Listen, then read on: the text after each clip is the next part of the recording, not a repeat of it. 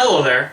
About a decade ago, Mike Myers had an incredibly successful trilogy of films that was such a phenomenon to the point where they were constantly quoted and seeped into popular culture. However, I never much cared for the Austin Powers trilogy, and revisiting them recently, I actually find them less funny than when I did about 10 years ago. Allow me to explain. The character of Austin Powers originated with the 1997 film, subtitled International Man of Mystery, and the concept is quite ingenious. A swing British spy from the 1960s cryogenically freezes himself to go after his arch-nemesis Dr. Evil, who's done the same.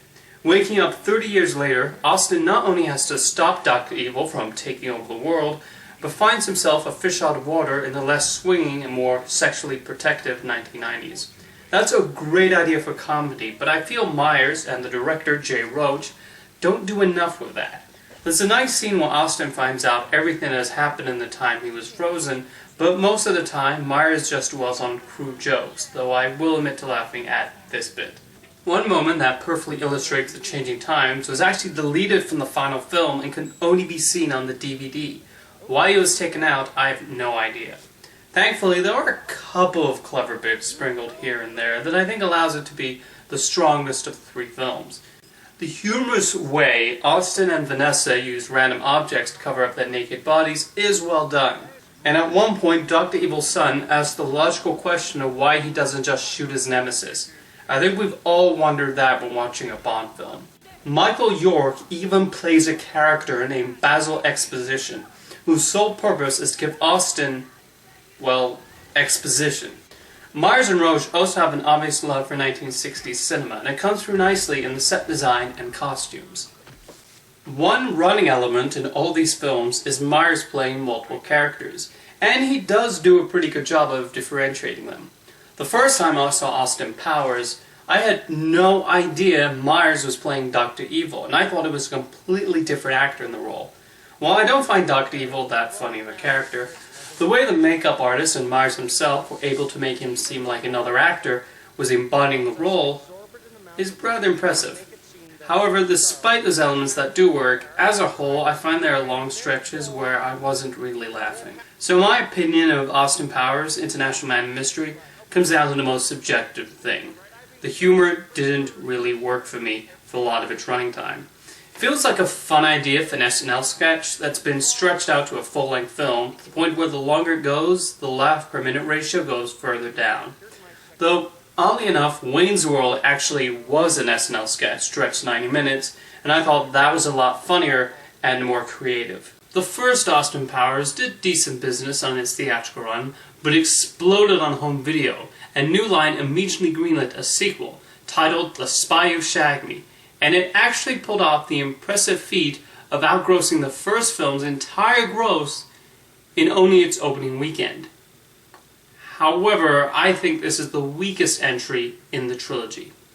Oh, it starts off well enough, with a choreographed dance number with the credits and other assorted objects covering his genitals.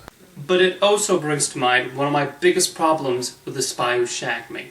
First of all, it reuses a lot of gags from the first one which weren't all that funny the first time around. Dr. Evil shushing Scott, that gag's back and even more irritating, and they actually proceed to do that joke about 2 more times. We also get Will Ferrell falling down and shouting loudly his inability to get up, and Austin making puns at the expense of a henchman's deadly fate. They even repeat jokes introduced in this film more than once, famously people thinking Dr. Evil's device looking like something else. They even do this gag again in the third one. I have nothing against running jokes, but the original joke has to be hilarious, and there needs to be some massive variation. And no, saying zip it instead of shush does not count. Another major problem is how padded this sequel is. There are scenes that are just boring, pointless filler that go on forever. They give us not 1, but 2 unnecessary musical numbers with Dr. Evil and his clone, Mini-Me. There's a dull subplot where Dr. Evil sleeps with his attack specialist, and countless jokes that seem to never end. Adding to Myers' collection of characters in the Austin Powers series is Fat Bastard, whose big joke is that he's fat and Scottish. That's the extent of it, really.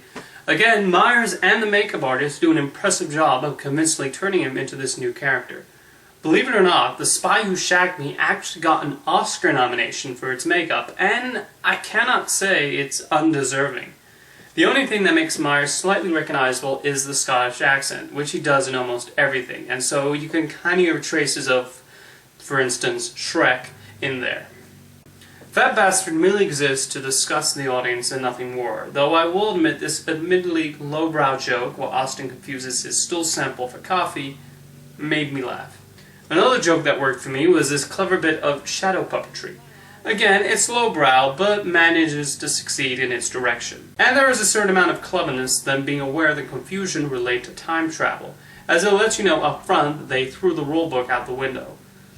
Otherwise, I think The Spy Who Shagged Me is just 85 minutes of boring padded material with maybe 5 minutes of inspired bits. Finally, there came the third installment, Austin Powers in Goldmember, which I think is a slight step up from the second film, though I still don't think it hits the admittedly not very high mark of International Man of Mystery. One thing it does exceptionally well is the opening, which is quite possibly the best scene in the whole trilogy in my opinion. With its well-utilized set of celebrity cameos and a finely choreographed dance number, this opening starts off Goldmember with a bang. Even the Britney Spears cameo, which confirms this was released in 2002, is quite inspired. Plus, you cannot go wrong with an appearance from one of my favorite directors. However, this is soon followed by a good hour of uninspired material. First of all, we have the aforementioned tired running gags, including a new one involving Fred Savage's distracting mole, and yet another annoying musical number with Dr. Evil and Mini-Me. Then, one of the biggest missteps for me is the character of Goldmember. Like with Dr. Evil, Myers is completely unrecognizable in the part, so I will give some credit there. But he's quite pointless and unnecessary in the grand scheme of things. I also feel the joke with him is also quite uninspired. The big element of humor Myers latches onto is making him Dutch. I don't get it. What's the joke? He's from the Netherlands and they apparently talk funny. It's not particularly clever, nor does it lead to anything humorous. I also think this is a complete waste of Michael Caine playing Austin's father. One of the best actors to come out of the British Isles, his casting makes sense considering his roles in films like The Ipcress File, and in fact, he even used the same spectacles he wore in that 1965 effort. But I did not think he was given a lot of funny material, outside of a slightly clever bit where he and Austin converse entirely in British slang. Something I haven't touched upon yet is how Myers' female co-stars are given nothing to do. I understand that Elizabeth Hurley, Heather Graham, and Beyonce Knowles were brought in to act as a straight woman to Austin's strange behavior, but give them some jokes, come on! Now, the final third does bring in a couple of funny gags. There's an excellent joke involving some misleading subtitles. Then, not long afterwards, Austin tries to stand in for a strange lobby statue. They even manage to reuse a gag from the previous film and make it still funny, mainly because there's some variation on it. However, I sadly had to sit through annoying joke after annoying joke to get to the genuinely funny bits. For me, Goldmember stands in the middle of the trilogy, but considering my opinion on the others, that's not saying much. Now, there have been rumors for a number of years now that Mike Myers is planning a fourth Austin Powers, and that would not surprise me. Shrek aside, he hasn't had a successful starring role since, well, the previous Austin Powers. Though it does make me wonder if a fourth Austin Powers will be just successful as the previous entries, or have the audience withered away. Seriously, where did his career go? He was atop the world and then... oh yeah. You know, I may not like these films, but I'll take any of them over the Cat in the Hat.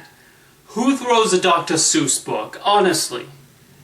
In conclusion, I understand what Mike Myers was trying to do with the Austin Powers trilogy, and I admire his ability to transform into these various characters. But in the end, I just don't think they're that funny, outside of a couple of inspired bits here and there.